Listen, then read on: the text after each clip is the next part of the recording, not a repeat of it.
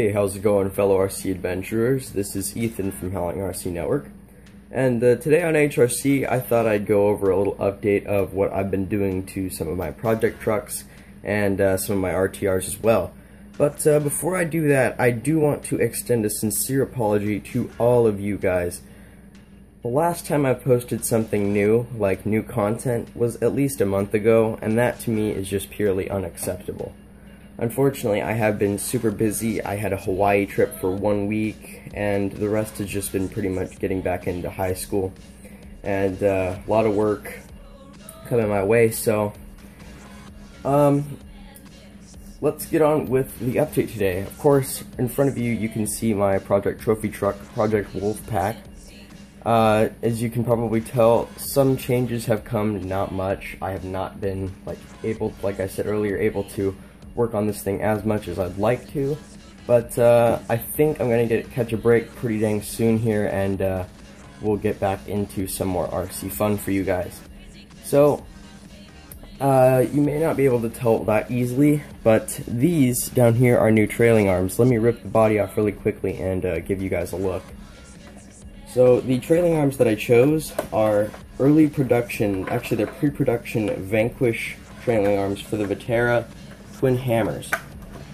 There are key differences to the old and new ones, and I'll go over some of those today. So here's it. Oh, my grammar. Here it is with the body off. As you can see, still old truck. Eventually, I'm going to do a R&D trophy truck replica build with this thing, starting off with a wooden cage and eventually moving to 3/16 steel tubing. So unfortunately, I do not have a welder. I might have to rely on some friends to weld the actual cage in together, but for now I'm just going to probably mock it up with some wood and see how that turns out.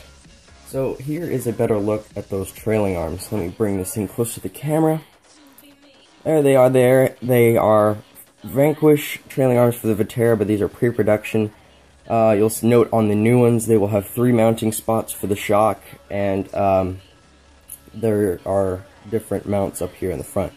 These are anodized aluminum. I know people make steel ones, and people will ask me why I went aluminum. A, aluminum is lighter, and B, for what I'm building right now, steel just is not necessary. Aluminum will do its job just fine, and like I said, it's lighter too. This truck is pretty much heavy as is, so aluminum is pretty good for me on this. So, same old axle on the rear. Haven't had any problems with it. That is, of course, the axial OCP rear axle from an axial Wraith, and I'm running the front sway bars from an axial Wraith in the back here. Problems I've had with the sway bar, I made my own custom bar to go across this entire rear bed area, and that's either snapped in half or fallen off of the actual sway bar link right there, and caused me to have some sort of issue. Obviously, it's kind of a visual issue when you're driving, but also a physical when you are driving. So these nuts, they aren't really important, but those are blue anodized nuts from Traxxas.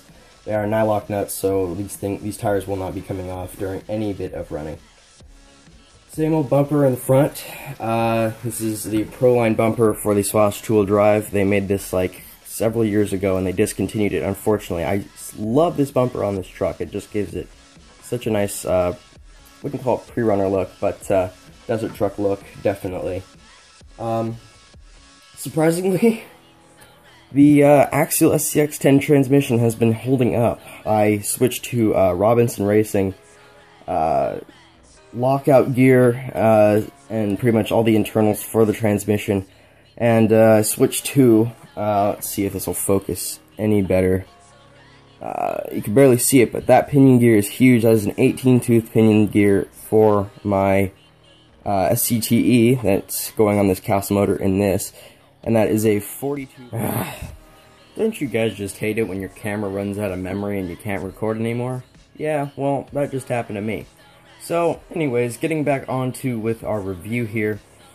Why did I call it a review? It's an update. Oh well, I'm still waking up, guys. So, alright, back to it. Still running my Castle Mama Max Pro SCT Edition in this truck, and as I was saying before, the gears in the back are 32 pitch, and it's a 42 tooth spur gear. So just to clear that up. So still running the Rustler front end, no problems with it at all.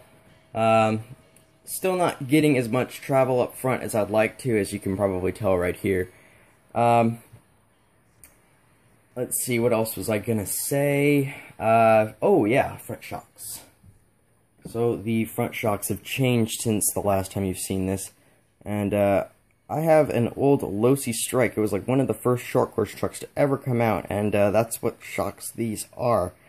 Filled them up with some 20 weight shock wheel and some pretty stiff springs, and this thing glides over the rough stuff. So, still running the same chassis. Everything's pretty much exactly the same as you guys have seen it last. So, I think this pretty much wraps up this update for now. As you guys probably know me, there's always something I forgot. So, I think this is it. So, see you guys in the next video of whatever we're in. Alright guys, take it easy. See you later.